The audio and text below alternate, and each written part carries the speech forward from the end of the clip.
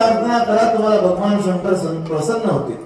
त्याप्रमाणे प्रार्थना केली, भगवान संतुष्ट झाले. भगवंतांची इच्छा त्या ठिकाणी भगवंत प्रकट झाले. म्हणजे काय तर म्हणाले, चंद्रदेवांना शाप मिळालेला आहे, याचा क्षय होण्यापासून रोखण्यासाठी आपल्याला प्रार्थना करतोय. म्हणजे भगवान आम्हाला वर द्या. महामृत्युंजय जप करत असताना एक गोष्ट कटाक्षाने पाळा. ओम त्र्यंबकं यजामहे. हॅलो, हा नाही चालत. मंत्राचा अपमान म्हणजे साक्षात भगवंताचा अपमान. त्याचे झाले तर तोटेच होतील, फायदा कधी होणार नाही. ओम त्र्यंबकं यजामहे सुगंधिं पुष्टिवर्धनम् उर्वारुकमिव बन्धनान् मृत्युर्मुक्षी यमामृता. पूर्ण मंत्र झाल्यावर काय बोलायचे ते बोला. का तर दुर्गा सप्तशती करताना तुम्ही काय बघित असेल की तुम्ही काय करता, सुरुवात न्यास करता ना, केलेत का? किलक किंवा उत्किलन करायच्या आधी न्यास करायचा. कनिष्ठकाभ्याम नमः हृदयाय हो, अनामिकाभ्याम नमः शिरसे स्वाहा, मध्यकाभ्याम नमः श्रीकाय औषध, तर्जनीभ्याम नमः नेत्रत्रयाय औषध, अंगुष्ठाभ्याम नमः इति अस्त्राय. करून दिग्बंधन करतात बघा, माहितीये ना. असं दिग्बंधन म्हणजे काय? बाहेरच्या कुणाशी माझा संपर्क राहणार नाही. बाहेरच्या कुणाशी मी आता इथून पुढे कॉन्टॅक्ट करणार नाही. आणि डोळ्याला काय? कनिष्ठकाभ्याम नमः हृदयाय हो, अनामिकाभ्याम नमः शिरसे. काय सांगतो तर देवीने काय सांगितलंय की ह्या मंत्र जपामध्ये ज्याच्यावर वाचवायचं असेल तर आपल्याला महामृत्युंजयाचा जप करायला लागेल. पण महामृत्युंजय मंत्र आहे कोणाकडे? काहीच माहित नाही. दधीच्या ऋषींनी सांगितलं की ह्या पृथ्वीवर महामृत्युंजय जप जर असेल तर तो फक्त एकाकडे आहे, तो म्हणजे मार्कंडेय ऋषींकडे. मार्कंडेय ऋषींकडे सगळे आले. आपला जिथं वणीचा डोंगर आहे माहिती असेल, तिथं दुर्गा सप्तशती लिहिली गेली. प्रार्थना केली की ऋषी महामृत्युंजय जप पाहिजे. तर त्यांनी सांगितले की परशुरामांना ही सगळी माहिती देतात आणि सांगतात. त्याला तिथे वेगवेगळे खंड आहेत, चर्याखंड असेल, भक्तिखंड, ज्ञानखंड. त्यामध्ये देवी काय आहे ह्याची माहिती सगळी सांगितलेली आहे.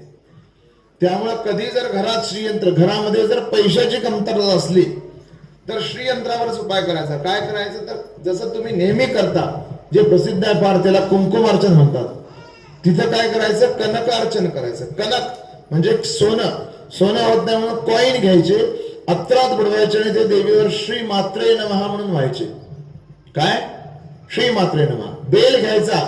घरात जर भीती आहे, करणी बाधा किंवा या बाह्यतम गोष्टींची, कोण बाहेरचं करते हे करते, तेव्हा बेल व्हायचा. ओम ऐं ह्रीं श्रीं श्री मात्रे नमः म्हणून, किंवा नुसतं श्री मात्रे नमः म्हणून.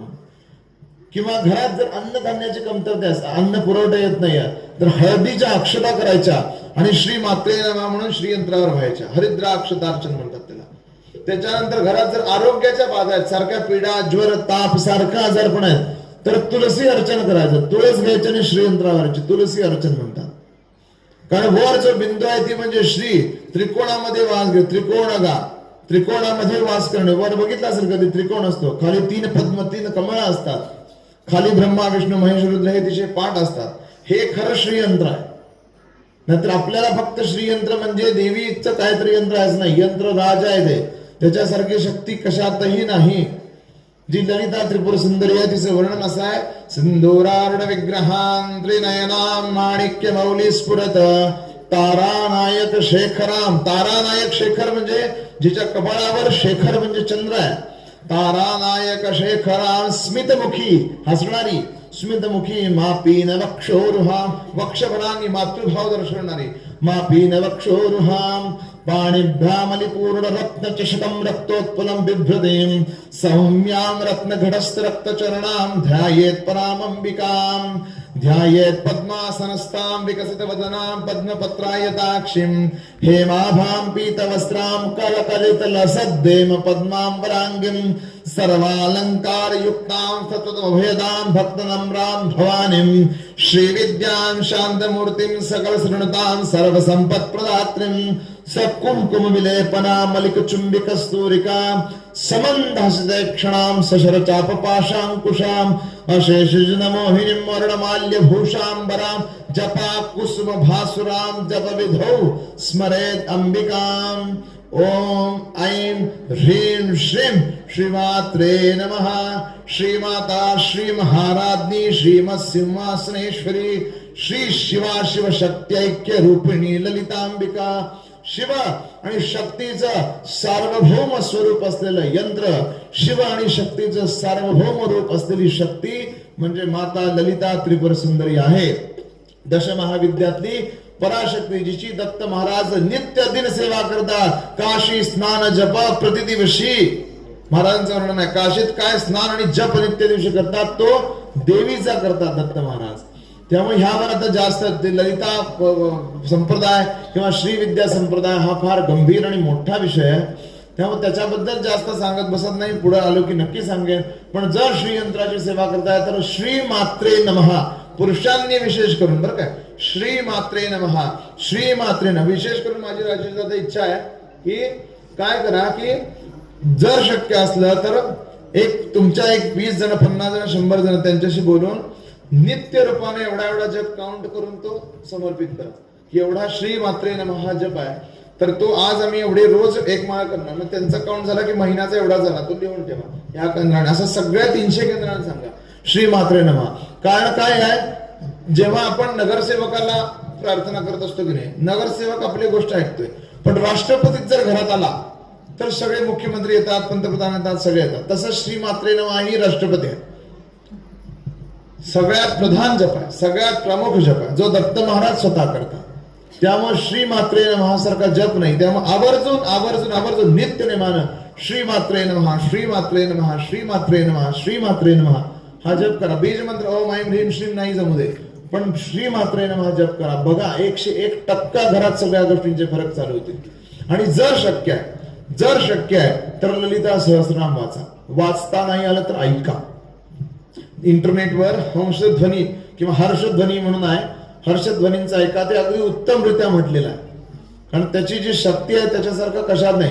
अनेक कोटी ब्रह्मांड जननी दिव्य विग्रहा देवीचं वर्णन आहे. अनेक कोटी ब्रह्मांड, आपण स्वामींना काय म्हणतो, अनंत कोटी ब्रह्मांड, तसं महाराज देवीचं वर्णन आहे. अनेक कोटी ब्रह्मांड जननी दिव्य विग्रहा, अनेक ब्रह्मांडाची ती जननी आहे. त्यामुळे तिची सेवा केली तर कुठल्याही गोष्टीची कमतरता भासणार नाही.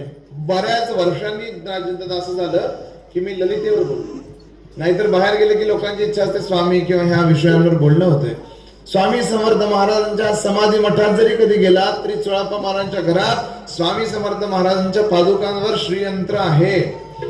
तुम्ही जे सिद्धमंगल स्तोत्र म्हणलं, ज्यांच्या ज्या कुळात घडलं ते अप्पलराज शर्मा म्हणजे श्रीमान श्री श्री श्रीपाद वल्लभ स्वामींचे मातुल वंशज, त्यांच्या घरात जर गेला तर नर्मदेश्वर श्रीलिंग, शिवचक्राकार श्रीलिंग, श्रीचक्र, शिवपार्वती युक्त असलेलं श्रीचक्र आणि दुसरं हे आपलं श्रीयंत्र त्यांच्या घरात नित्य नेमानं सेवेत आहे.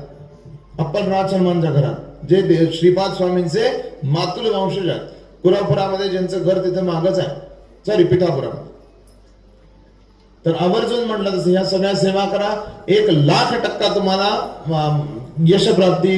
कारण देवीचं वर्णन आहे, जे देव भोग देतात ते मोक्ष देत नाहीत आणि जे मोक्ष देतात ते भोग देत नाहीत. पण ललिता त्रिपुर सुंदरी अशी आहे, भोगश्च मोक्षश्च करस्थैव, भोग आणि मोक्ष हातात घेऊन बसलेली आहे. त्यामुळे आवर्जून ह्या सेवांमध्ये श्री मात्रे नमःचा जप किंवा घरामध्ये असो नित्यनेमानं वाढवा. आणि श्रीयंत्र घेत असाल तर ते बघून पारखून व्यवस्थित घ्या आणि नित्यनेमान त्याच्यावर कुंकुमार्चन श्री मात्रे नमः म्हणून जपानं करा. सगळे प्रश्न आपोआप मार्गी लागतात. सगळे एक मार्ग 100% ओपन व्हायलाच पाहिजे. ही सगळी सेवेची फळं आपल्याला मिळतील. बाकी आपण जे नाव घेतो ते परब्रह्म स्वरूप स्वामींचंच घेतो.